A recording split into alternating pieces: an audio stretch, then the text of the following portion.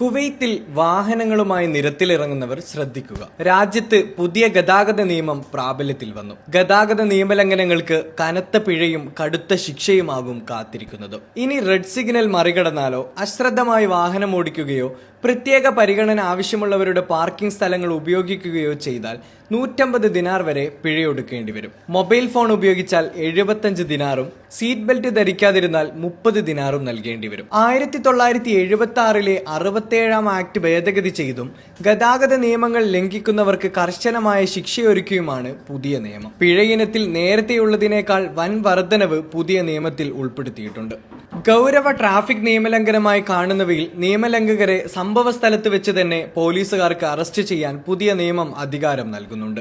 Red signal മുറിച്ചു കടക്കൽ, ലൈസൻസിൽ വ്യക്തമാക്കിയ ആവശ്യങ്ങൾക്കല്ലാതെ വാഹനം ഉപയോഗിക്കൽ, മയക്കുമരുന്ന്, മദ്യം എന്നിവ കഴിച്ച് വാഹനം ഓടിക്കൽ, ലൈസൻസ് ഇല്ലാതെ വാഹനം ഓടിക്കൽ, അപകടം സൃഷ്ടിക്കൽ, ഓട്ട മത്സരം, പരമാവധി വേഗത കവിയൽ, നിശ്ചിത ഇടങ്ങളിലല്ലാതെ ബഗ്ഗികൾ ഓടിക്കൽ എന്നിവ ശ്രദ്ധയിൽപ്പെട്ടാൽ അറസ്റ്റ് നേരിടേണ്ടി വരും. ഇതിന് അറസ്റ്റും കനത്ത പിഴയുമാണ് ശിക്ഷ. പൊതുജനങ്ങളുടെ സുരക്ഷ, കാൽനട യാത്രക്കാരുടെയും വാഹനമോടിക്കുന്നവരുടെയും സുരക്ഷ, ജീവന്റെയും സ്വത്തിന്റെയും സുരക്ഷ എന്നിവ ഉറപ്പാക്കൽ ലക്ഷ്യമിട്ടാണ് പുതിയ നിയമപ്രകാരമുള്ള ശിക്ഷകൾ കർശനമാക്കുന്നതെന്ന് ആഭ്യന്തര മന്ത്രാലയം വ്യക്തമാക്കി.